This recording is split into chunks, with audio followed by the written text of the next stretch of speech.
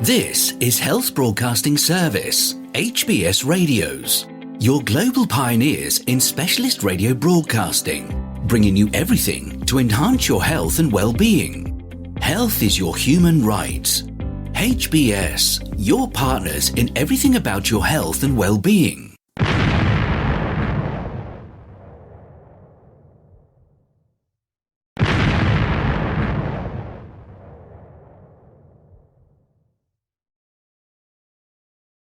The HBS Daily News Dose coming to you from the Health Broadcasting Service HBS Radio Live Channel, UK.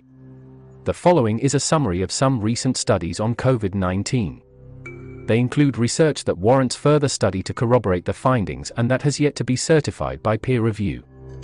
Vaccines in pregnancy reduce infants' COVID-19 risk. COVID-19 vaccination during pregnancy appears to lower newborns' risk of coronavirus infection, according to a study conducted in Norway. Norwegian researchers tracked 9,739 babies whose mothers received a second or third dose of a COVID-19 vaccine from Pfizer-BioNTech or Moderna while pregnant, and 11,904 babies whose mothers were not vaccinated before or during pregnancy. Overall, COVID infections were rare in the babies. But the risk of a positive COVID-19 PCR test during the first 4 months of life was 71% lower during the Delta era and 33% lower when Omicron was dominant for babies whose mothers got vaccinated during pregnancy compared with infants born to unvaccinated mothers, the researchers reported on Wednesday in JAMA Internal Medicine. There could still be a protective effect from antibodies past the first 4 months, but there are likely individual differences, said Dr. Ellen Owen Carlson of the Norwegian Institute of Public Health. Babies get another type of antibodies from breast milk, she noted, and the findings could partly be due to antibodies acquired from breastfeeding, or because vaccinated mothers are less likely to get COVID-19 and infect their babies. Infants of women who received a booster shot during pregnancy had an even lower risk of COVID-19 than those of women who received just the original 2-shot regimen. This could imply that women who got vaccinated before pregnancy with 2 doses should consider receiving a booster dose during the last parts of pregnancy, Carlson said.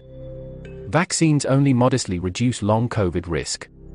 The risk of developing long COVID after infection with the coronavirus is lower for vaccinated people than for the unvaccinated, but not by much, according to a large study from the US Department of Veterans Affairs. Researchers compared outcomes among nearly 34,000 people who had breakthrough SARS-CoV-2 infections after receipt of vaccines from Johnson & Johnson, Pfizer-BioNTech or Moderna, and more than 113,000 unvaccinated people who were infected. The study, conducted when the Delta variant was predominant and published in Nature Medicine, found vaccination reduced the likelihood of long COVID after infection by only about 15%. There was no difference in type or severity of long COVID symptoms between vaccinated and unvaccinated patients. The researchers also compared hospitalized patients with breakthrough COVID to hospitalized patients with seasonal influenza. Breakthrough SARS-CoV-2 was associated with higher risk of death than flu, study leader Dr. Ziad Al-Ali of the VA St. Louis Healthcare System said in a tweet. The findings indicate that reliance on vaccines as our sole line of defense is not an optimal strategy, he told Reuters. Impact of coronavirus variants is location-dependent. A new approach to viewing viral evolution could help predict whether and when a new coronavirus variant is likely to outcompete currently dominant versions, researchers say.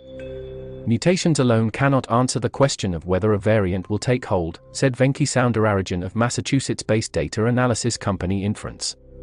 To estimate a variant's potential impact, the distinctiveness of its mutated gene sequences relative to previously circulating variants must be considered in the context of each geographical area, Soundararajan said.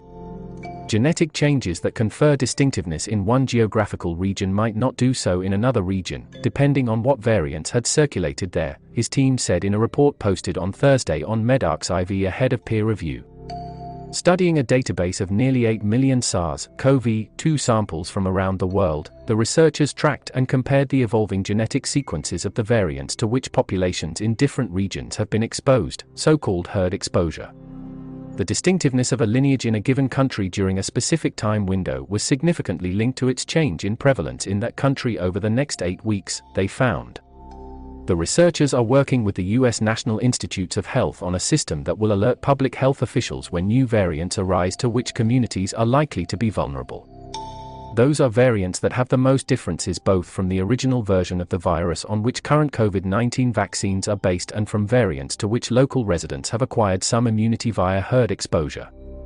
Feel free to connect with us on our Facebook platform at Health Broadcast and our website at www.healthbroadcastingservice.com.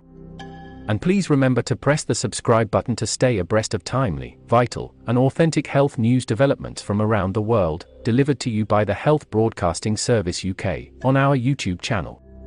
We will bring more updates as news develop. Stay safe and remain healthy. Bye for now.